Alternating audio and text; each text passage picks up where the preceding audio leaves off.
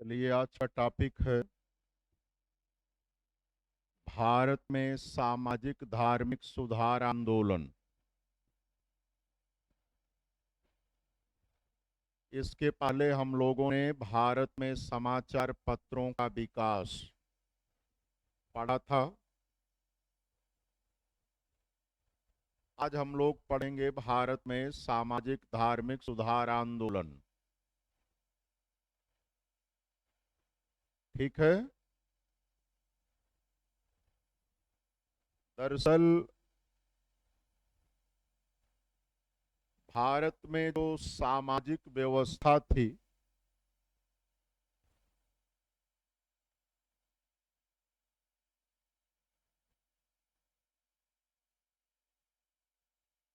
और धार्मिक व्यवस्था थी, मध्यकाल में उसमें दोष उत्पन्न हो गया था, कमी आ गई थी, बुराई उत्पन्न हो गई थी। उसी के सुधारने के लिए, उसी को दूर करने के लिए सामाजिक धार्मिक सुधार आंदोलन की आवश्यकता हुई। इसी सामाजिक धार्मिक सुधार आंदोलन को पुनर्जागरण भी कहा जाता है। पुनर्जागरण। इसी पुनर्जागरण के परिणाम स्वरूप आधुनिक काल का भारत में आविर्भाव होता है। सामाजिक धार्मिक सुधार आंदोलन को पुनर्जागरण कहा जाता है। पुनर्जागरण का मतलब होता है पुनः जागृत होना। इसका मतलब है कि एक कालखंड ऐसा था जब हम जागृत अवस्था में थे, बीच में सो गए, पुनः जगने की आवश्यकता है। यही है पुनर्जागरण। इसका मतलब ये है कि ये जो सामाजिक और धार्मिक क्षेत्र में बुराइयां दिखाई पड़ती हैं, कमियां दिखाई पड़ती हैं, अतीत में यानी प्राचीन काल में वह सामाजिक और धार्मिक बुराइयां थी नहीं। मध्यकाल में वह सामाजिक और धार्मिक दोष उत्पन्न हो गए। उन्हीं को पुनः दूर करने की बात करना पुनर्जागरण या सामाजिक धार्मिक सुधार आंदोलन है। भारत में सामाजिक धार्मिक सुधार आंदोलनों के प्रवर्तक या पुनर्जागरण के अग्रदूत राजा राम मोहन राय हैं। इसी पुनर्जागरण, इसी सामाजिक धार्मिक सुधार आंदोलन के परिणाम स्वरूप भारत में आधुनिक काल का आविर्भाव होता है। इसीलिए राजा राम मोहन राय को आधुनिक भारत का पिता भी कहा जाता है। अब सवाल ये उठता है कि सामाजिक और धार्मिक मामलों में प्रमुख बुराइयां कौन कौन सी थीं, जिसे दूर करने की बात सबसे पहले राजा राम मोहन राय ने किया। तो आइए उसको हम लोग देखते हैं। यदि हम सामाजिक दोष की बात करें तो आपका समाज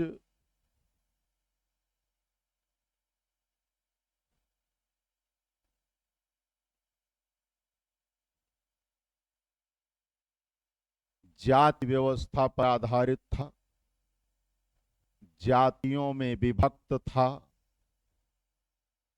जाति व्यवस्था कोई बुरी व्यवस्था नहीं है। जब जन्म के आधार पर आपकी पहचान सुनिश्चित की जाए तो उसी को जाति कहा जाता है। ये कोई बुरी बात थोड़ो ना। इंसान इंसान होगा, पशु पशु होंगे, पक्षी पक्षी होंगे, कुत्ता कुत्ती होगा, बिल्ला बिल्ली होगा। ये तो जन्म के आधार पर जिसकी आइडेंटिटी है सो है, उसे कोई डिनाई नहीं कर सकता। और किसी जाति को बदला नहीं जा सकता। जिसकी जो जाति है सो जाति है कि नहीं। अब कोई ये कहे कि अरे मानव की तो एक जाति है, मानव मानव में भेद क्या करना, कि ये ब्राह्मण है, ये क्षत्रिय हैं, ये वैश्य हैं, ये शूद्र है। सब सही है, कुछ भी गलत नहीं है। हाँ, जो ब्राह्मण कुल में जन्म लिया वो ब्राह्मण है, जो क्षत्रिय कुल में जन्म लिया वो क्षत्रिय है, जो वैश्य कुल में जन्म हुआ वो वैश्य है, और जिसका शूद्र कुल में जन्म हुआ वो शूद्र है। उसमें कौन सी ऐसी बात है। वैसे ही जैसे गाय के गर्भ से जन्म लेने वाला गाय या बैल होगा, घोड़ी के गर्भ से जन्म लेने वाला घोड़ा या घोड़ी होगा, हैं तो दोनों पशु। अगर पशुओं में जातिगत भिन्नता है तो मानव में भी जातिगत भिन्नता है, ये तो प्राकृतिक है, इसको कौन रोकेगा, है ना। तो जाति व्यवस्था कोई बुरी बात थोड़ा ना है, ये तो सनातन से है, जब से ये सृष्टि है। दोष है किसी जाति को उच्च और किसी जाति को निम्न समझना, छुआछूत की विचारधारा, अस्पृश्यता की विचारधारा। तो आपके समाज में जाति व्यवस्था इस स्तर पर पहुंच चुकी थी कि ढेर सारी जातियों को अछूत या निम्न जाति समझा जाता था, और उनके साथ सामाजिक, आर्थिक, धार्मिक, राजनीतिक प्रत्येक मामले में भेदभाव किया जाता था। ये दुर्गुण था, ये दोष था। ये तो जाति है, परिवार के स्तर पर हर घर में लिंग भेद मौजूद था।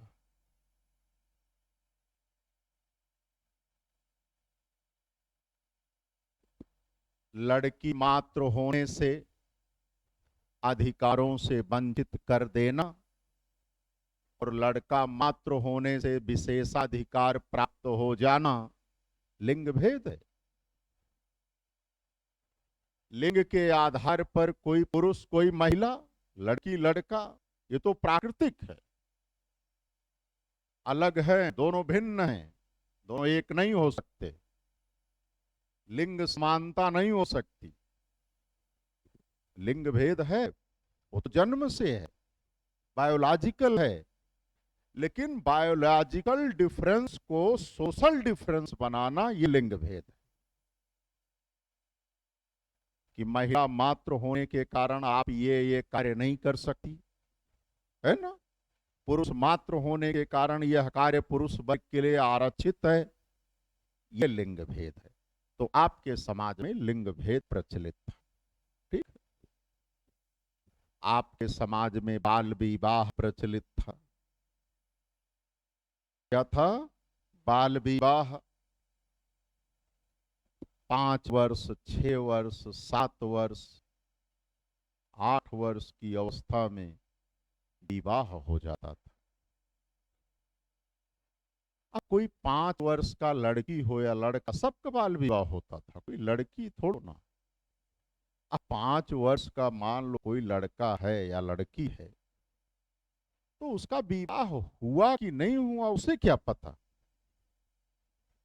उसे क्या पता कि विवाह हो रहा है कि घर में कोई मांगलिक कार्यक्रम है ना।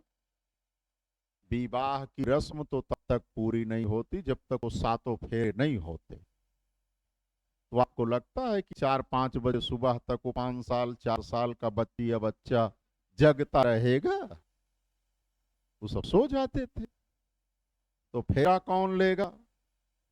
घर वाले गोदी में लेके घूम लेते थे, हो गया विवाह। हाँ, तो बाल विवाह प्रचलित था।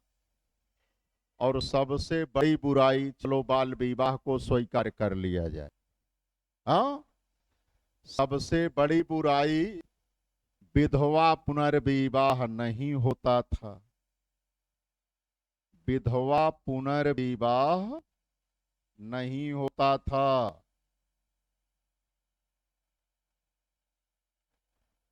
अब जरा सोचिए, अगर कोई 5 वर्ष की कन्या है, उसका विवाह घर वालों ने किया, अभी मात्र 8 वर्ष की उसकी अवस्था है, उसके पति परमेश्वर स्वर्ग सिधार गए। पहले मृत्यु दर बहुत हाई थी, अब विधवा पुनर्विवाह नहीं, जीवन पर्यंत वैधव्यता का जीवन व्यतीत करना, ये कहां से लॉजिकल है। जिसको पता ही न हो कि मेरा विवाह हुआ है कि नहीं, या जिसको पता भी हो, अरे उसकी इच्छा, चाहे वो पुनर्विवाह करे चाहे ना करे, उसके ऊपर छोड़ो। और विधवाओं की समाज में स्थिति बड़ी दयनीय थी। विधवाओं के लिए ढेर सारे नियम कानून बने थे। ऐसे कानून, मतलब लोग विधवा को अशुभ मानते थे,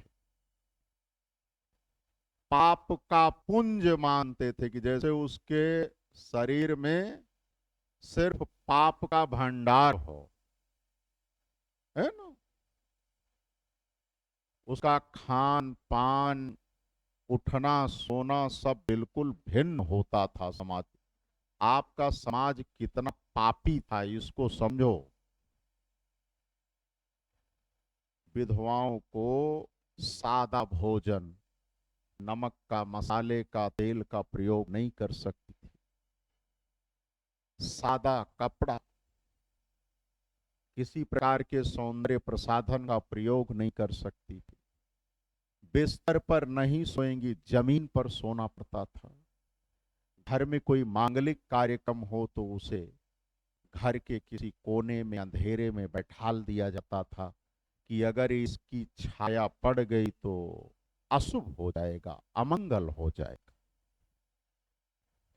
और ये सारे सामाजिक दंड उस बच्ची को, उस महिला को प्राप्त हो रहा है, जिसे ये भी नहीं पता कि उसका कोई पति था, उसका विवाह हुआ था कि नहीं हुआ, है ना।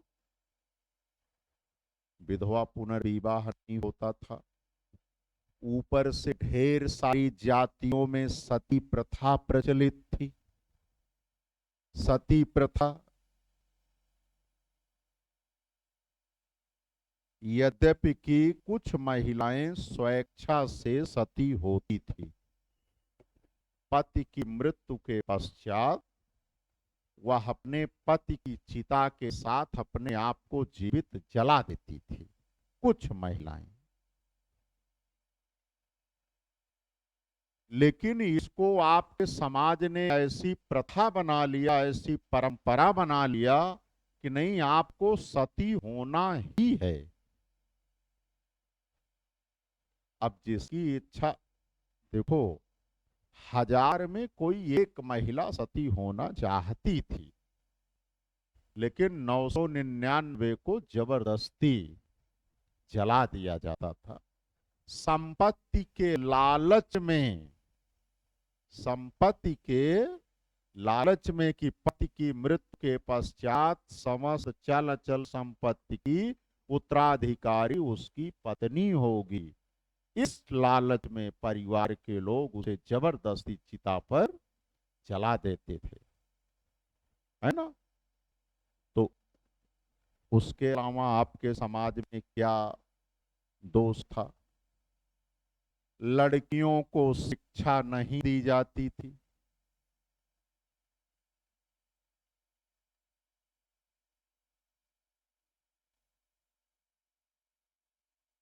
कहा जाता था लड़की है, पढ़ के क्या करेगी, है ना, पराया धन है, एक दिन विदा कर देना है, क्या मतलब है इस पर पूंजी निवेश करने है। पर्दा प्रथा प्रचलित थी।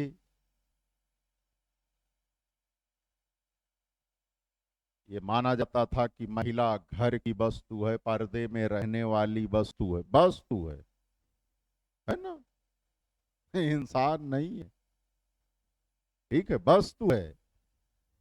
काश अगर पर्दे से बाहर हुई तो इज्जत पर बन आएगी, हाँ? उसके अलावा आपके समाज में बहुपत्नी प्रथा प्रचलित थी। बहुपत्नी प्रथा जानते हैं? हाँ, एक पत्नी के जीवित रहते दूसरी, तीसरी, चौथी विवाह करके घर में ले आके रख लेना, बहुपत्नी प्रथा है। अच्छी प्रथा थी? बहुत खराब प्रथा थी। हाँ, अभी मान लीजिए कि यही अगर बहुपति प्रथा हो तो, बहुपति प्रथा वो एक्सीडेंटल है और मात्र सैद्धांतिक है, व्यावहारिक नहीं।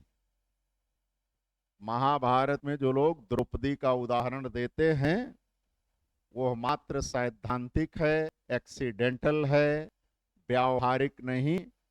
वह व्यावहारिक रूप से धर्मराज युधिष्ठिर की ही धर्मपत्नी थी।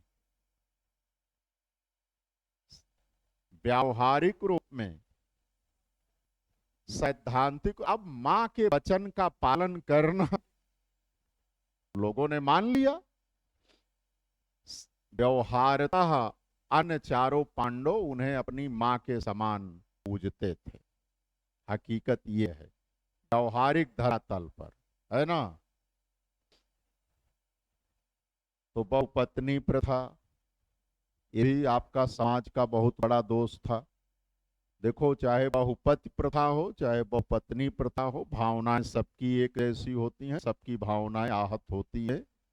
चाहे पति हो चाहे पत्नी हो, दोनों के बीच में किसी तीसरे की एंट्री किसी को बर्दाश्त नहीं होती। सीधा सा फैक्ट है।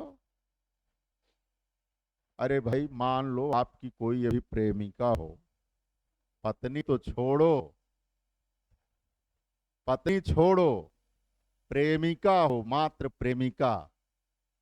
इमेजिन करो अभी रात में उसे 11 बजे फोन लगाओ, फोन व्यस्त जाए और 1.5-2 घंटे तक व्यस्त जाए। हाँ, अगले दिन फिर लगाओ रात को 10-11 बजे, फिर 1.5-2 घंटे व्यस्त जाए, तो आपका मन बिल्कुल मलिन हो जाएगा, उदास हो जाएगा, लगेगा कि दुनिया लुट गई। यही तो होगा। और शायद अगर तीसरे दिन मुलाकात हो जाएगी तो पहला प्रश्न यही पूछोगे, कहाँ? हाँ, यही तो होगा, कहाँ? हाँ, हाँ, यही तो महिलाओं को करना चाहिए था। यही महिलाओं को करना चाहिए था। हम यही तो कहना चाहते हैं। पतिदेव को काट के बोरे में भर के फेंक देना चाहिए था, जो आप कह रहे हैं। हाँ, जरा सोचिए, पत्नी नहीं है, मात्र प्रेमिका है। प्रेमी बदलने का अधिकार है अभी उसे। ये अभी प्रोबेशन पीरियड होता है ना, परमानेंसी नहीं होती। तो प्रोबेशन पीरियड में कुछ भी अदला बदली हो सकती है कि नहीं हो सकती? हाँ, अब इसमें आप इतना अधिक भड़क गए, देखिए भावना कैसे भड़की। हाँ,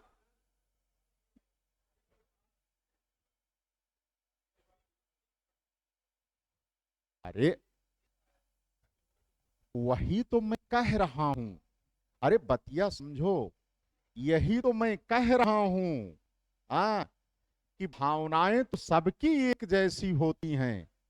अगर आप इतने तैस में आए कि किसी पराये पुरुष से बात करने वाली पत्नी का आप वध कर दिए, तो वह महिलाएं जिनके पति एक से अधिक पत्नियां उनके जीवित रहते घर में ले आकर रखते थे, वो कैसे घुट घुट के जीती रही होंगी, ये बात हम कहना तो चाह रहे हैं।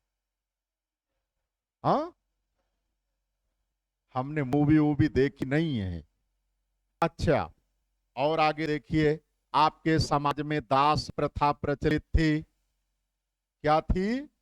दास प्रथा, इंसान को गुलाम बना लेना और उसके साथ जैसा चाहो वैसा बर्ताव करना, है ना। आपके समाज में मूर्ति पूजा प्रचलित थी, मूर्ति मंदिर में होती थी,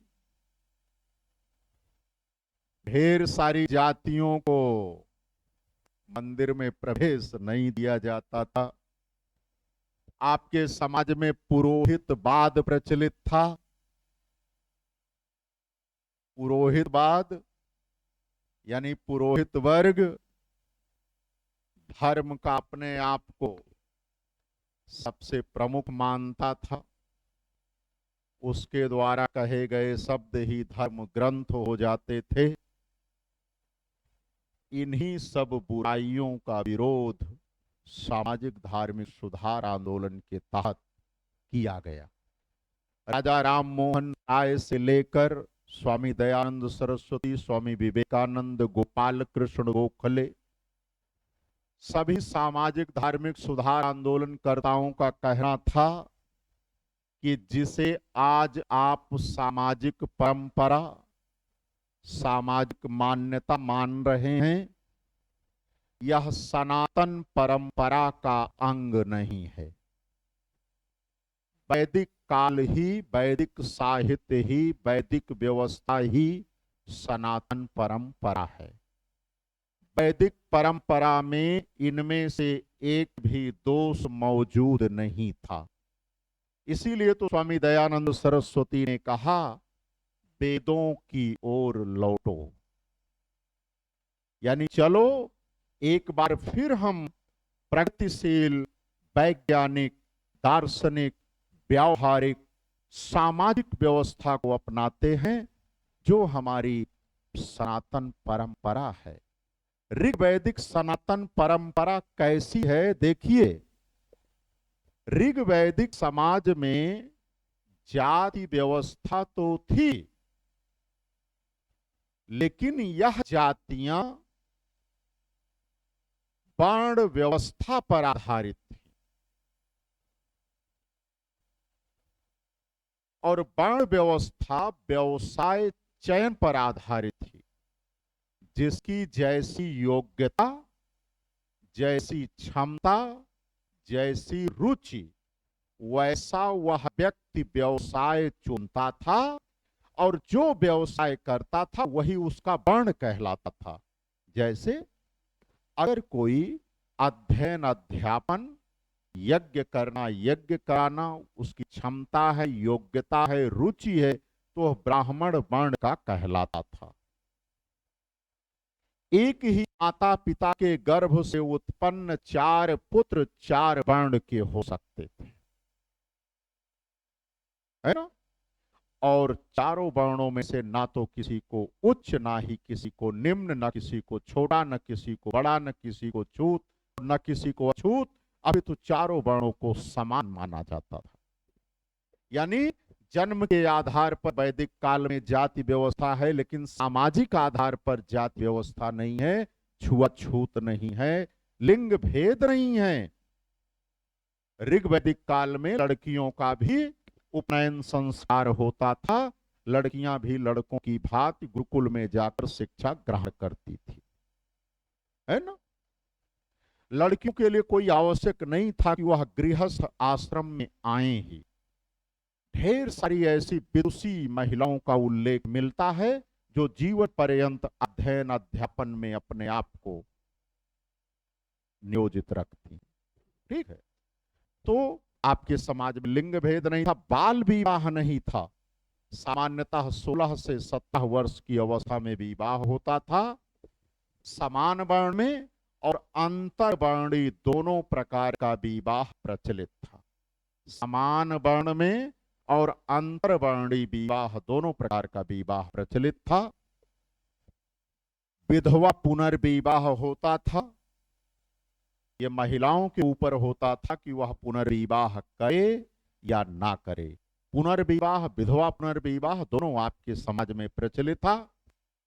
सती प्रथा नहीं थी, लड़कियां भी शिक्षा ग्रहण करती थी। अर्दा प्रथा नहीं थी, बहुपत्नी प्रथा थी, लेकिन राजाओं महाराजाओं, जन सामान्य में, समाज में प्रत्येक व्यक्ति एक पत्नी व्रतधारी होता था। राजा महाराजा बहुपत्नी प्रथा का पालन करते थे, वो राजनीतिक उद्देश्यों को लेकर के, राजनीतिक उद्देश्यों को देखते हुए। दरअसल कभी कभी राजाओं को पड़ोसी राजा, विदेशी राजा से अपने संबंध स्थापित करने के लिए, मधुर संबंध बनाने के लिए उस राजा से वैवाहिक संबंध उसके परिवार से स्थापित कर लेना होता था। और दूसरी बात, राजाओं को ढेर सारे पुत्र पौत्रों की आवश्यकता भी होती थी। सामान्यतः राजा अपने पुत्र और पौत्र को ही प्रांतीय शासक के रूप में अपॉइंट करता था, क्योंकि राजा के खिलाफ जो प्रमुख विद्रोह होता था वो प्रांतीय शासकों द्वारा ही किया जाता था। और जब राजा अपने पुत्र पौत्र को उन प्रांतों में गवर्नर के रूप में अपॉइंट करता था तो विद्रोह की संभावना कम होती थी, राज व्यवस्था उचित रीत से कार्य करती थी। तो वहां थी, जन सामान्य में नहीं थी। आपके समाज में दास प्रथा थी, लेकिन दास को पुत्र की भांति देखा जाता था। वर्तमान कालीन दास प्रथा वैदिक काल में नहीं थी। मूर्ति पूजा नहीं थी, वैदिक काल में मूर्ति पूजा नहीं थी, और पुरोहित बाद नहीं था। पुरोहित थे, लेकिन पुरोहित बाद नहीं था। पुरोहित का कार्य होता था वेदों के मंत्रों का मात्र उच्चारण करना। पुरोहित वही कहता था जो वेदों में लिखा होता था, अपनी तरफ से एक भी शब्द नहीं कहता था। तो यही बात राजा राम मोहन राय सबसे पहले उठाते हैं। वह इन समस्त बातों का विरोध करते हैं और कहते हैं इन दुर्गुणों, इन दोषों से रहित एक समता मूलक समाज की स्थापना होनी चाहिए। राजा राम मोहन राय की परम को स्वामी दयानंद सरस्वती, द्वारिकानाथ टैगोर, देवेंद्रनाथ टैगोर, केशव चंद्र सेन, स्वामी विवेकानंद, स्वामी दयानंद सरस्वती, गोपाल कृष्ण गोखले, आनंद मोहन बोस, दयालु नायडू, आत्माराम पांडुरंग जैसे विद्वानों ने आगे बढ़ाया। ये जितने प्रमुख सामाजिक धार्मिक सुधारक हुए, लगभग इन सबों ने अपने अपने सुधार संगठन स्थापित किए, है ना। उस संगठन से लोगों को जोड़ा और संगठन से जुड़े हुए लोगों को प्रशिक्षित किया। इन सामाजिक धार्मिक बुराइयों से उन्हें अवगत कराया। इन सामाजिक धार्मिक परंपराओं का समाज पर क्या नकारात्मक असर पड़ रहा है, इससे अवगत कराया। और यदि सामाजिक धार्मिक बुराइयां यह समाप्त हो जाएं तो इससे समाज पर क्या सकारात्मक प्रभाव होगा, उसके लाभ से अवगत कराया। और उन सदस्यों को समाज में भेजा कि आप लोगों को इन सामाजिक बुराइयों का त्याग करने और समता मूलक समाज स्थापित करने के लिए प्रेरित कीजिए। इसी के सुपरिणाम स्वरूप भारत में आधुनिक काल का आविर्भाव होता है। समझ में आया? तो सबसे पहले तो हम आपको कुछ प्रमुख सामाजिक धार्मिक सुधार संगठन, है ना, लिखवाएंगे, और वो भी एक टेबल के माध्यम से। आपके जो सामाजिक धार्मिक सुधार आंदोलन से संबंधित प्रश्न आते हैं, वह सामाजिक धार्मिक सुधार संगठन से ही 90% क्वेश्चन आते हैं। जैसे आर्य समाज की स्थापना किसने किया, कब किया, कहां किया, देव समाज की स्थापना किसने किया, राधा स्वामी आंदोलन किसने चलाया, है ना। तो सबसे पहले हम आपको ये संगठन करवाएंगे, उसके बाद फिर आगे चर्चा होगी। थोड़ा टॉपिक ये लंबा है, ठीक है। तो आप लोग हेडिंग डालें, आपने मुख्य हेडिंग बनाया भारत में सामाजिक धार्मिक सुधार आंदोलन, तो हेडिंग डालिए प्रमुख सामाजिक धार्मिक सुधार संगठन। प्रमुख सामाजिक धार्मिक सुधार संगठन।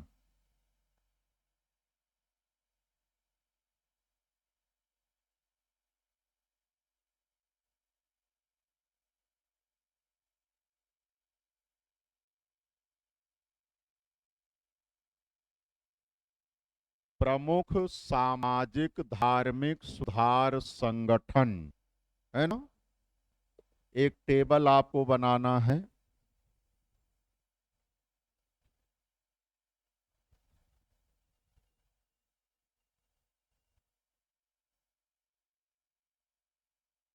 सबसे छोटा कॉलम होगा क्रम संख्या, यानी 1 2 3 4 जो आप लिखते हैं।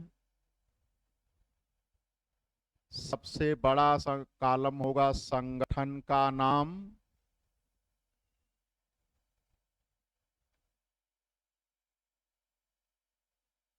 उससे छोटा होगा संस्थापक।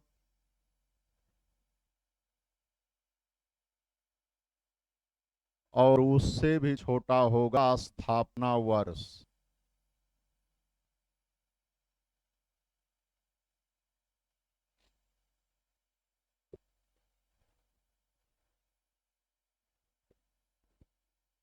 क्रम संख्या, संगठन का नाम, संस्थापक, स्थापना वर्ष।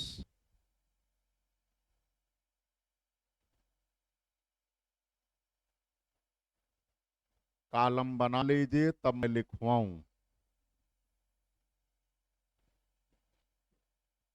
बोले नंबर 1,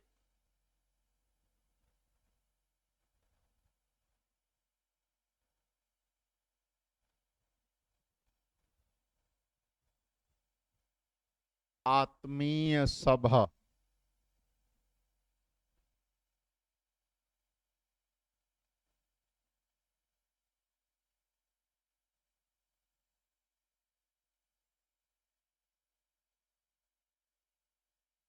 राजा राम मोहन राय, 1815 ईस्वी।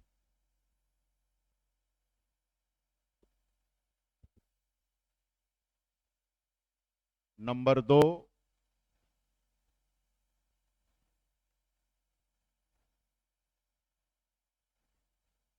ब्रह्म सभा या समाज,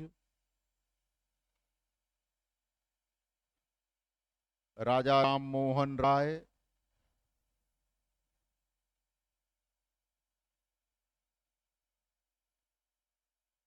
1828 ईस्वी, कामा, कोलकाता में।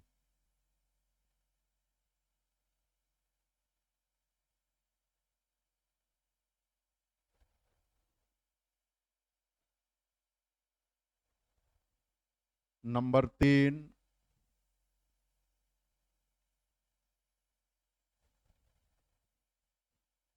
धर्म सभा,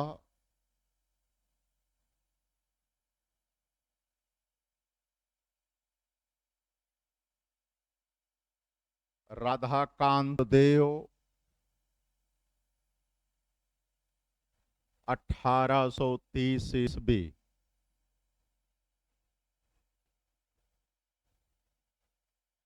नंबर 4,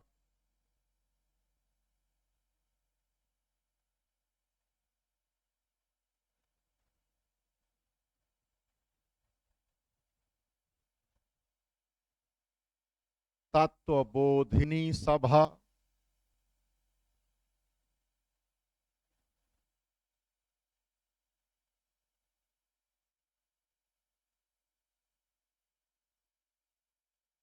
देवेंद्र नाथ टैगोर, 1839 ईस्वी। दिख रहा है।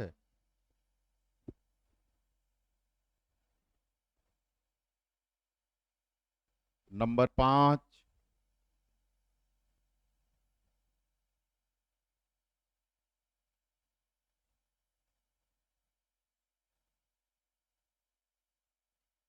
राधा स्वामी आंदोलन,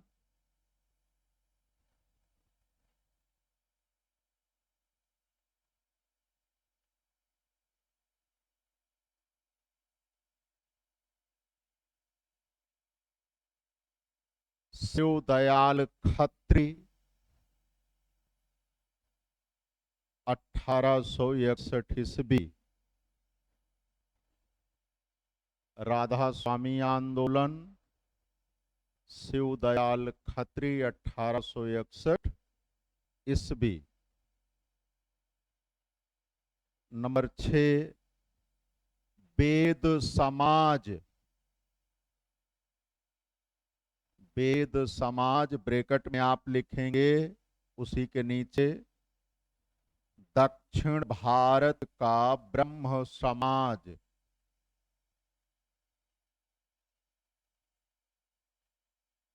वेद समाज को दक्षिण भारत का ब्रह्म समाज कहा जाता है। इसके संस्थापक थे धरालू नायडू।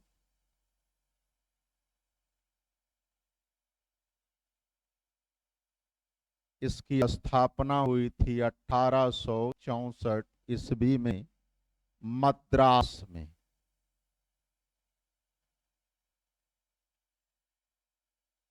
इसे आप लोग कॉपी कर लें तो हम इरेज करें। नंबर 6 हमने लिखा है वेद समाज, दक्षिण भारत का ब्रह्म समाज इसे कहा जाता है।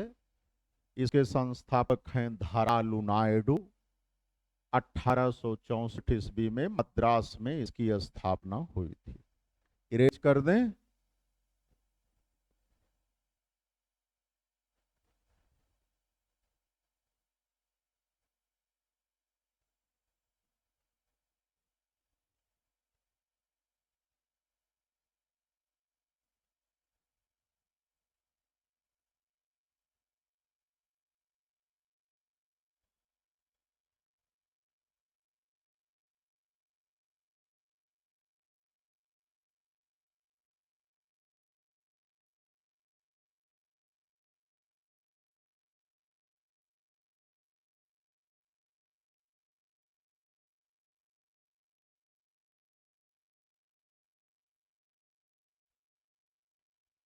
नंबर 7,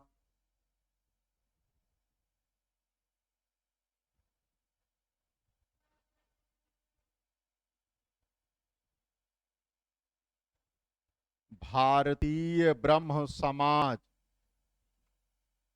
भारतीय ब्रह्म समाज ब्रैकेट में आप लिखेंगे ब्रह्म समाज का प्रथम विभाजन।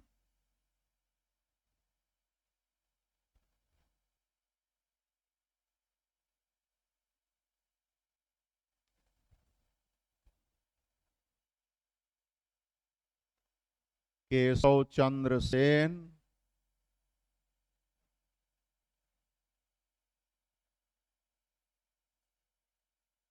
1865।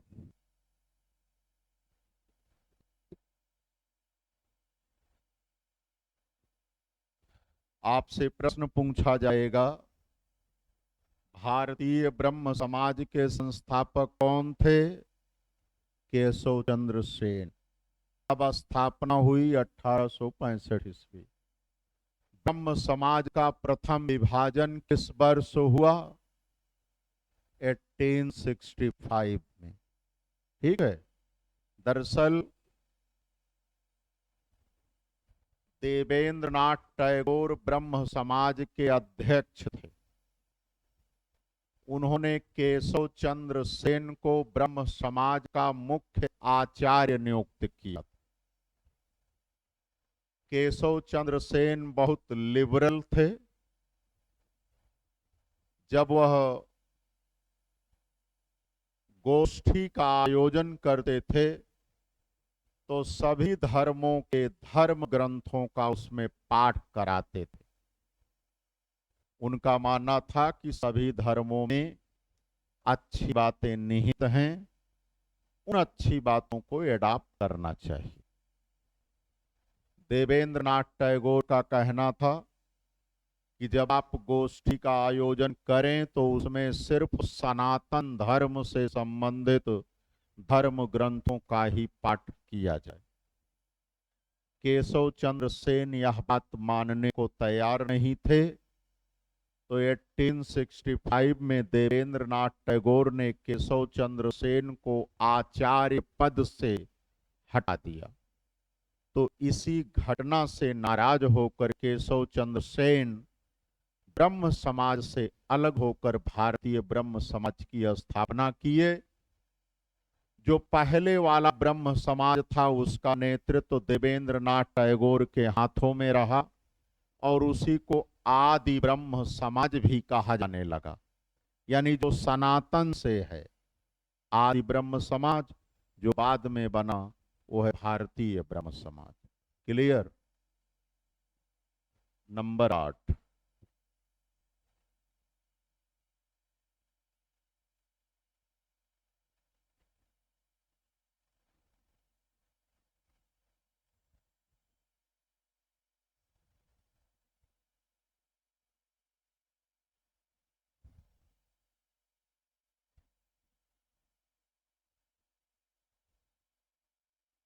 थियोसॉफिकल सोसाइटी, इसके 2 संस्थापक हैं।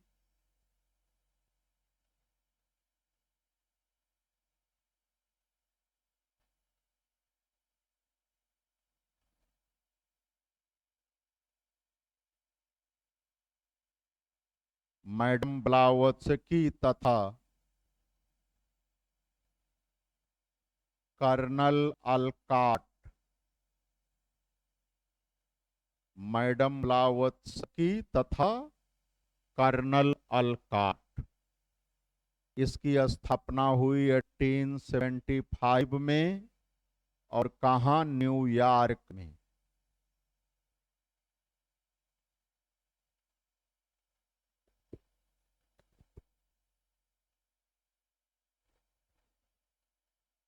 थियोसॉफिकल सोसाइटी, इसके 2 संस्थापक हैं, 2 लोगों ने मिलकर स्थापना किया, मैडम ब्लावत्स्की और कर्नल अल्काट, 1875 में न्यूयॉर्क में।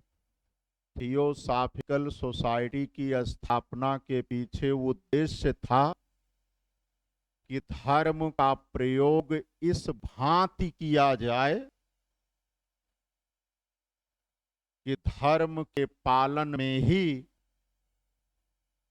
पूरी दुनिया में बंधुत्व की भावना का विकास हो, भ्रातृभाव फैले, है ना। धर्म का प्रयोग इस रीति से कीजिए कि भ्रातृभाव का विकास हो, है ना। ये भ्रातृभाव शब्द में एक समता मूलक समाज निहित है, क्योंकि आप अपने भाई से पहली बात तो अगाध प्रेम करते हैं और दूसरा, भाई भाई में कोई भेद नहीं होता सिद्धांततः, बाकी व्यवहारतः क्या कहा जाए। नंबर 9,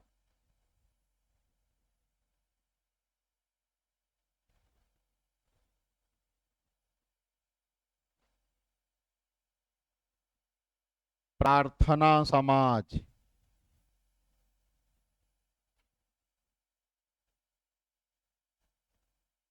आत्माराम पांडुरंग,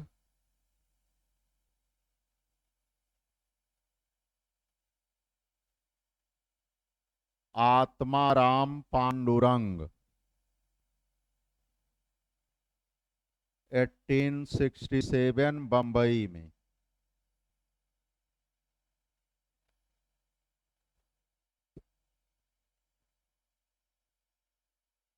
ठीक है। नंबर 10, आर्य समाज।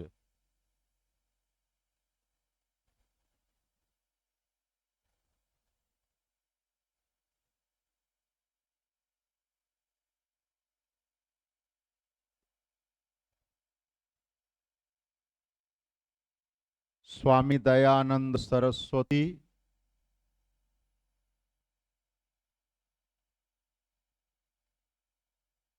1875 बंबई में।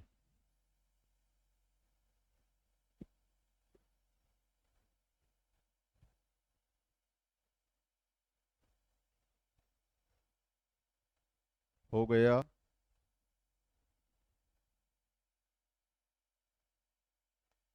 इसे इरेज कर दें?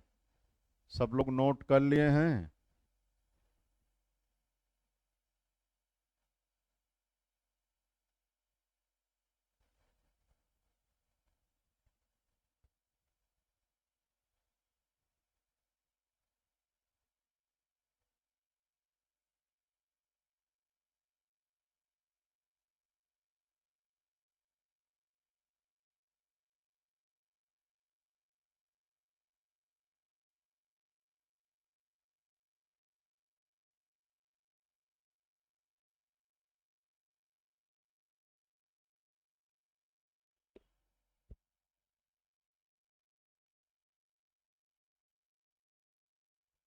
नंबर 11,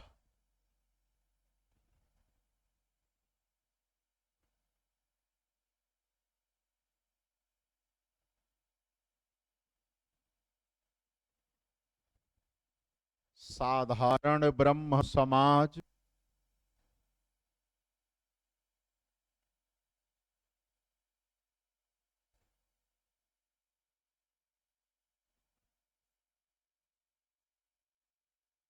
आनंद मोहन बोस,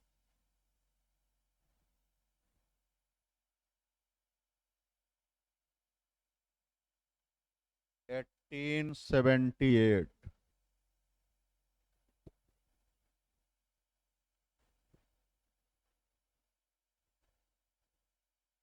जो भारतीय ब्रह्म समाज 1765 ईस्वी में बना था, उसका भी 1878 ईस्वी में, 1865 ईस्वी में भारतीय ब्रह्म समाज बना। उसी भारतीय ब्रह्म समाज का 1878 ईस्वी में विभाजन हो गया। क्यों? केशव चंद्र सेन ने बड़ा प्रयास किया कि सरकार बाल विवाह पर प्रतिबंध लगाए, और सरकार ने 1872 ईस्वी में ब्रह्म विवाह अधिनियम पारित किया। उसके तहत लड़कियों तथा लड़कों के विवाह की न्यूनतम आयु क्रमशः 18 वर्ष तथा 14 वर्ष निर्धारित की। यानी लड़कियों के विवाह की न्यूनतम आयु 14 वर्ष। लेकिन केशव चंद्र सेन ने अपनी 12 वर्षीय पुत्री का विवाह कर दिया, तो उनके अनुयायी इससे नाराज हुए कि आप ही बाल विवाह का विरोध कर रहे हैं, आपने ही बाल विवाह को प्रतिबंधित करने के लिए कानून बनवाया, और जब आप ही कानून का पालन नहीं करेंगे तो समाज पर इसका क्या असर होगा। इसी मुद्दे पर आनंद मोहन बोस के नेतृत्व में ढेर सारे ब्रह्म समाजी भारतीय ब्रह्म समाज से अलग होकर साधारण ब्रह्म समाज की स्थापना की। नंबर 12, देव समाज,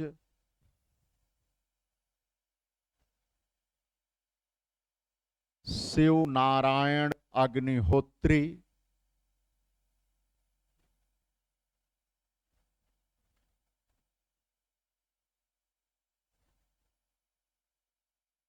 1887 लाहौर में।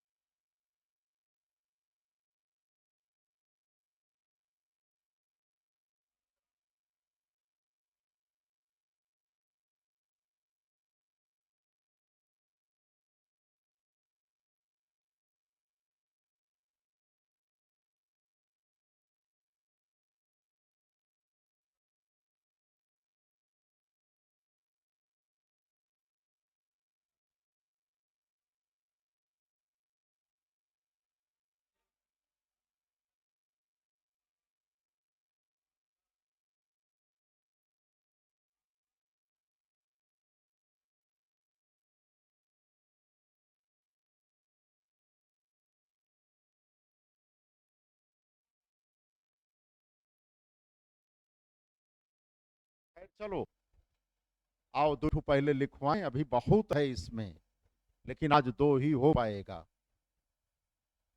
13 यानी 13 नंबर पर कौन सा लिखवाना है? Ramakrishna mission. Ramakrishna mission. Swami Dayanand, Swami Vivekananda. Ramakrishna mission की स्थापना किसने किया था? स्वामी विवेकानंद ने 1897 में। 1897 में। और नंबर 14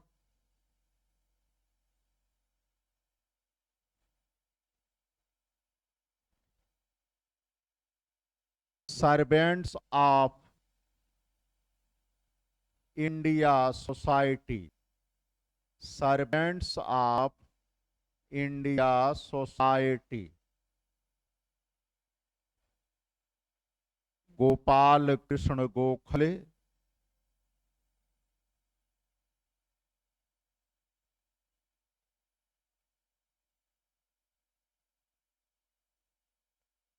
नाइनटीन 1905 ईस्वी में। Servants of India society, Gopal Krishna Gokhale, 1905 ईस्वी। ठीक है, तो आज इससे अधिक समय है नहीं, और अभी लगभग 10 संगठन ऐसे आपको लिखवाना है, तब जाके ये संगठन पूरा होगा। और बाकी तो अभी इसमें बहुत कुछ है। तो भैया चाहे कहीं दंगा हो और चाहे फसाद, हमें आपको दंगे से दूर रहना चाहिए। हम आप जितने हैं ये हमेशा ध्यान रखना चाहिए। ऐसा शब्द ना बोला जाए, ऐसी भाषा का प्रयोग ना किया जाए कि जिससे सांप्रदायिक सौहार्द बिगड़े। और अगर कोई बोले भी तो इतनी सहन शक्ति अपने भीतर होनी चाहिए कि हम पर किसी से लड़ना भिड़ना नहीं चाहिए। धर्म नितांत व्यक्तिगत मामला है। धर्म लड़ना नहीं सिखाता, धर्म मारपीट नहीं सिखाता। धर्म प्रगति की तरफ आगे ले जाने में सहयोग करता है ना? तो धर्म के नाम पर ये जिनको राजनीतिक रोटियां सेंकनी हो, जिनका उसे पेट भर रहा हो, वो उसमें इन्वॉल्व हो। हम आप पढ़े लिखे लोग हैं, इनसे दूर रहना चाहिए। चलिए, ईश्वर करें सब शांत रहे। फिलहाल बाबा की सरकार है। चलिए, थैंक यू। हाँ, एक बात और, मैं कल रहूंगा नहीं, मैं जाऊंगा अपने गांव। बहुत दिन हुआ नहीं गया हूं। मंडे को क्लास लूंगा, कल मॉर्निंग में जाऊंगा, परसों इवनिंग वापस आ जाऊंगा। तो कल मेरी क्लास के लिए आप नहीं आएंगे, तो समझ लीजिएगा कि गर्मी ज्यादा है। यद्यपि मुझे गर्मी का प्रभाव नहीं होता, लेकिन कल मैं नहीं रहूंगा, है ना? तो आप मेरे कारण मत आइएगा, परसों आइएगा। परसों मीन्स नरसों, मंडे को। कल मैं नहीं रहूंगा। हाँ, उसके बाद आपकी क्लास कंटिन्यूअस चलेगी, है ना?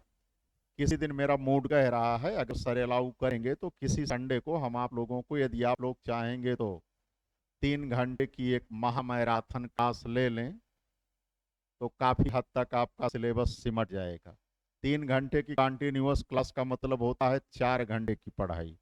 चलिए, थैंक यू।